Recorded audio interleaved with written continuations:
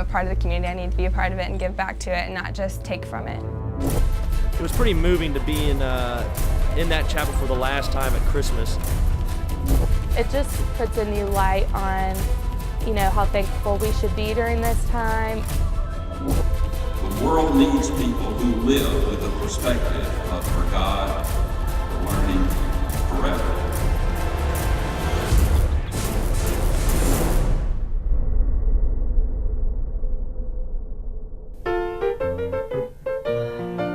As the song goes, it's beginning to look a lot like Christmas. And at Samford, the past month has been full of holiday activities.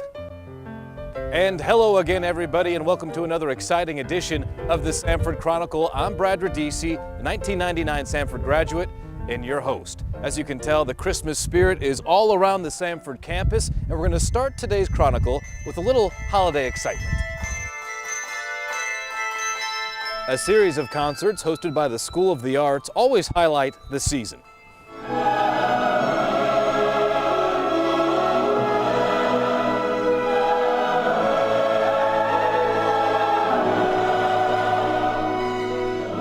Samford's Bells of Buchanan, the annual Festival of Christmas, and a holiday concert by the Samford Symphonic and Jazz Bands have helped spread some Christmas cheer.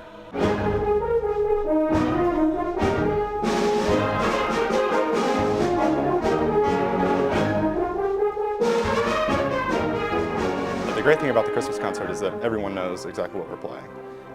And we all know it too, and we all have a great time with it. Tonight's concert is a little bit more relaxed. We're not in tuxedos, we're in Christmas gear. This is kind of special. My parents, I think this is the first Christmas concert they've made it here for, so this is a big deal.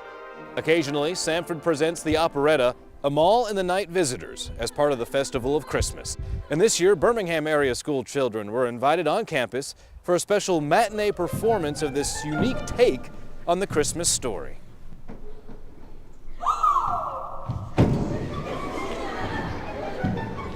Kids bring kind of a different energy than, say, my friends and family who are coming tomorrow. It's something that I think they'll understand and enjoy, and I think it's kind of refreshing to hear this Christmas story in a new way. It just puts a new light on, how thankful we should be during this time.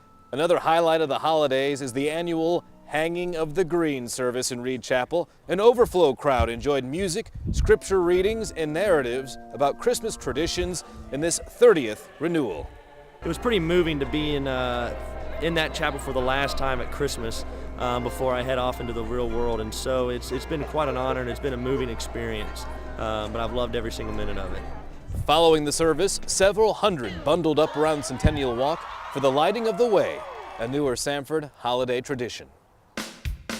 And the holidays aren't just about music and special events, it's also about giving back.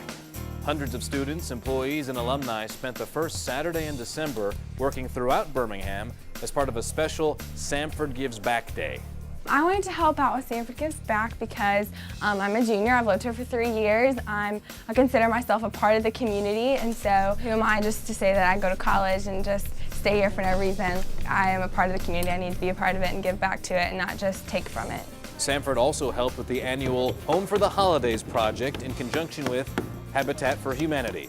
The volunteers put their hands to work helping to build a home for Catherine Terry and her family. I know without all the volunteers, especially, Samford University students, especially them, we would not be able to be in our home by Christmas. It means a lot to us that they have taken time to come out, and when people do things in love and with a giving heart, that makes it so much better. We're just grateful. Samford students aren't the only ones with a giving spirit this holiday season, as children and teachers right here at Samford's Children's Learning Center decided to help with Operation Christmas Child, an international project to provide toys and basic necessities to impoverished children around the world. The children filled shoe boxes and brought them to the center, where they prayed over the packages before shipping them overseas. We really wanted the children's focus to be on giving gifts and not so much, what do you want for Christmas? What are you asking for Santa for Christmas? And I think they have loved it. I put crayons, pictures, and I put in some toys and some tube buses and some cars. hairbrush too. She's not gonna be sad when she gets the toys. She's gonna be happy when she gets the toys. And who knows, maybe in 15 years we'll see Corinne right here at Samford receiving her degree, much like 200 students did this past December, swelling the ranks of the Alumni Association. Graduates filed into the Wright Center Concert Hall as family and friends looked on proudly. The world needs people who live with the perspective of for God, for learning, forever. The world needs Samford people. Congratulations and God bless you.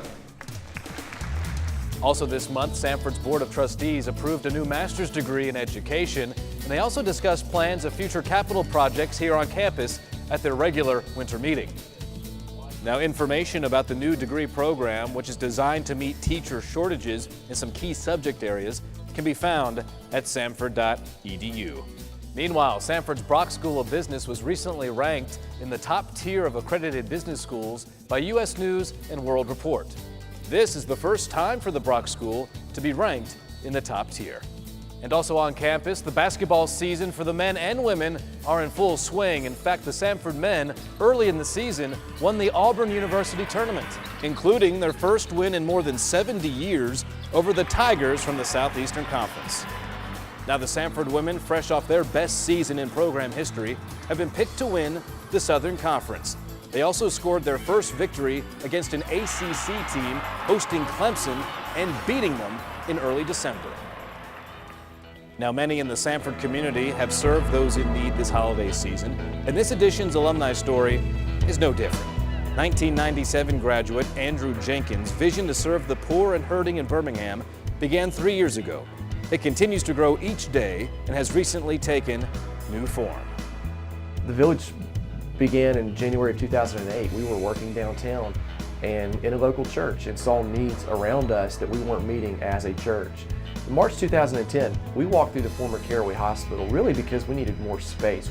And in fact, we could be moving into Caraway in just a few months. Creating a scenario where anybody in our city could walk through the front doors of the former hospital and a Christ-centered ministry all working together in tandem with us could in some way meet whatever need it was that person had. When I actually began my time at Samford, I wasn't a Christian. I'd grown up in the church and knew all of the information and all the data, all the Bible stories that led youth camps, but my heart was transformed largely through the experience of being at Samford. It was by walking with professors that didn't just do life as a job, but they lived it out as a calling. And so I will forever be grateful just to the environment that is set up at Samford. And that is a great note to end on. But folks, remember samford.edu for all the latest happenings here on Samford's campus. Till next time, I'm Brad Radisi. To you and yours, have a safe and happy holiday season.